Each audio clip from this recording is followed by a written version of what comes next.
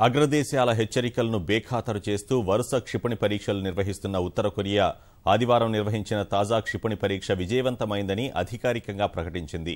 Japan, America తదితర దేశాలు ఉత్తర Korea క్షిపణి పరీక్ష విఫలమైందని అంచనా వేస్తున్న నేపథ్యంలో ఉత్తర కొరియా అధికారిక ఛానల్ ఈ విషయాన్ని ప్రకటించింది.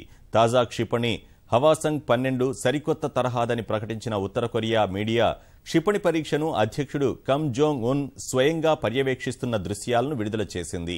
ఉత్తర కొరియా పరీక్షించిన క్షిపణి కేవలం 2011 కిలోమీటర్ల ఎత్తుకు దూసుకువెళ్లి 787 కిలోమీటర్ల దూరం మాత్రమే ప్రయాణించి సముద్రంలో కూలిపోయిందని చెబుతున్న అమెరికా నిపుణులు మాత్రం క్షిపణుల అభివృద్ధిలో ఉత్తర కొరియా వేగంగా పురోగమిస్తోందని అంచనా వేస్తున్నారు.